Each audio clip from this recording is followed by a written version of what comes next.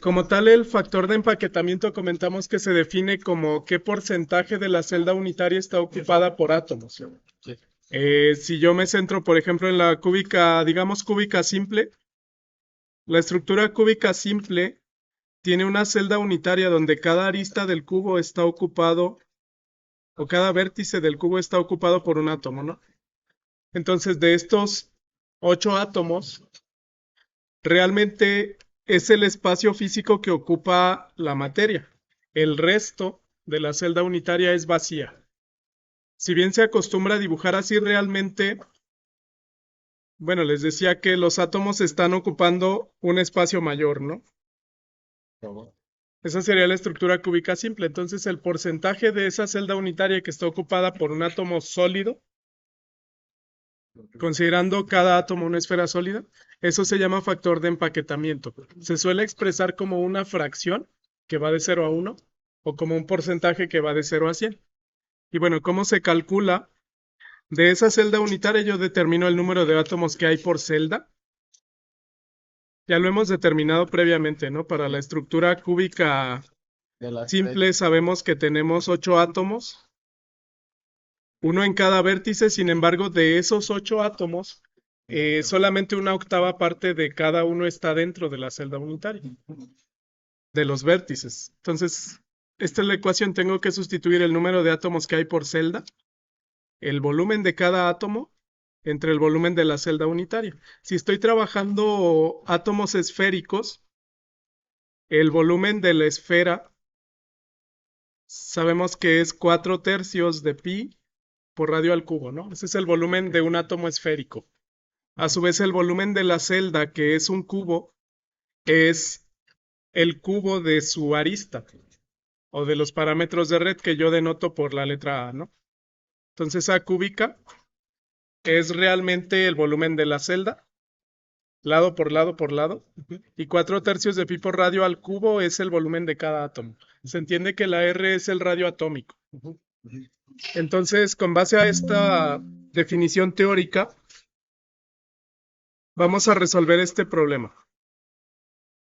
Hay que determinar el factor de empaquetamiento de la estructura cúbica centrada en las caras. Si bien comentamos, acostumbramos por facilidad dibujarla con los átomos más pequeños, ¿no? Yo tengo un cubo, bueno, aquí no lo puedo dibujar.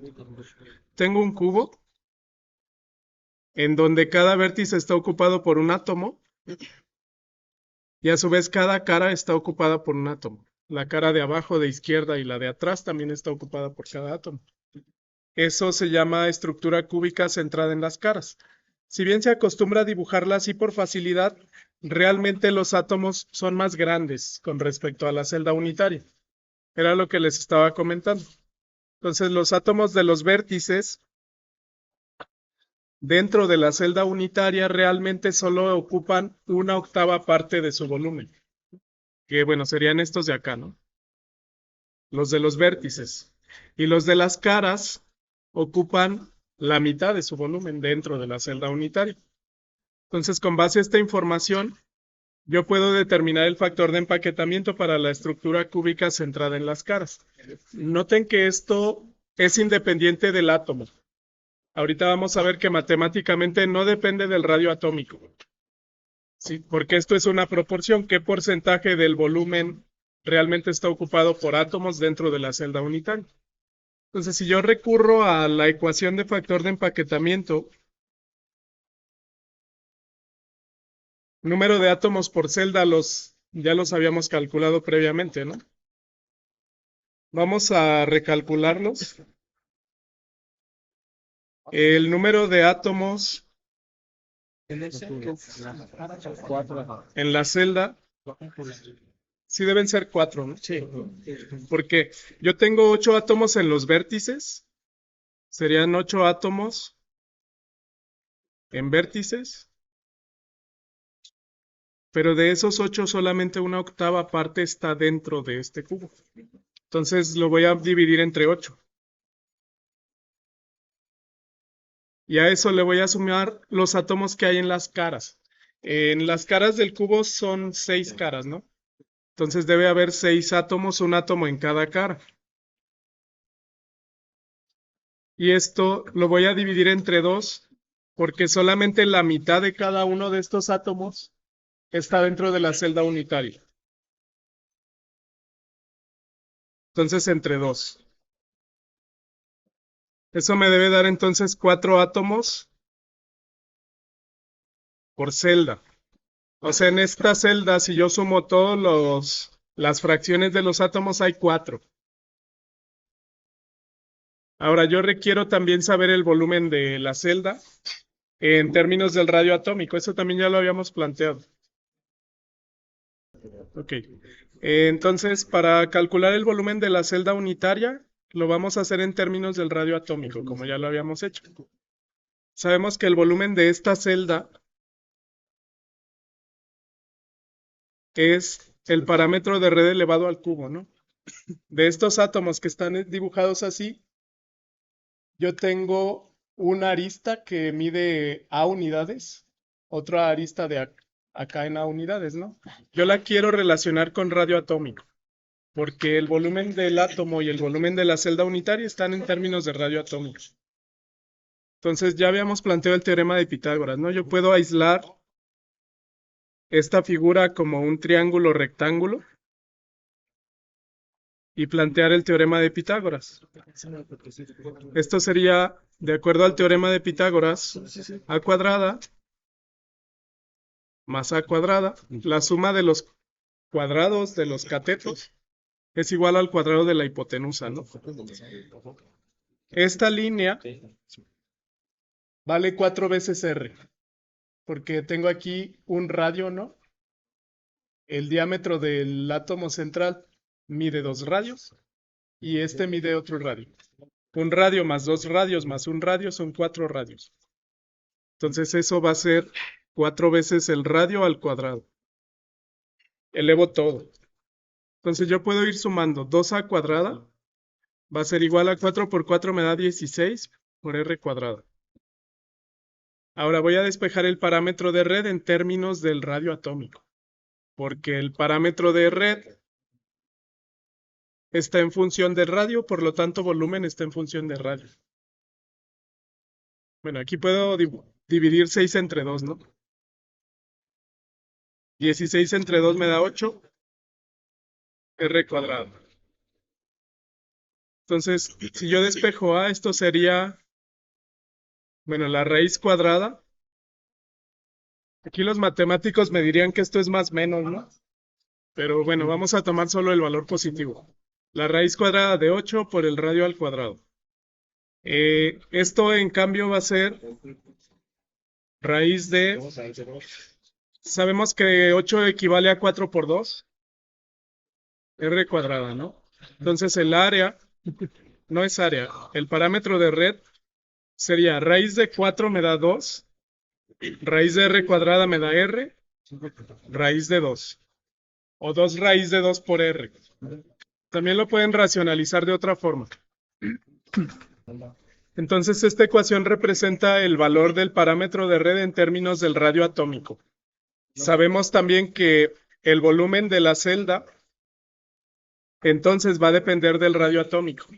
El volumen de cada átomo depende del radio atómico. Si yo utilizo la ecuación de factor de empaquetamiento, esto es igual al número de átomos por celda por el volumen de cada átomo entre el volumen de la celda, ¿no? Ahora, si yo sustituyo en esa ecuación, el factor de empaquetamiento sería, ¿cuántos átomos hay aquí? 4 átomos por la celda centrada en las caras, ¿no? ¿Cuál es el volumen de cada átomo? Es el volumen de una esfera, que sería 4 tercios de pi por radio al cubo. Lo voy a poner R mayúscula porque tengo radio con R mayúscula. Eso lo voy a dividir entre el volumen de la celda. ¿Están de acuerdo que el volumen de la celda es el cubo de esto, no? A cúbica. O sea, 2 raíz de 2R elevado al cubo. 2 raíz de 2 radio elevado a la 3. Bueno, noten que arriba tengo radio al cubo y abajo tengo radio al cubo. Entonces, el factor de empaquetamiento no depende del átomo. Entonces yo lo puedo calcular con esa operación. Si yo simplifico, esto me daría 4 átomos por celda.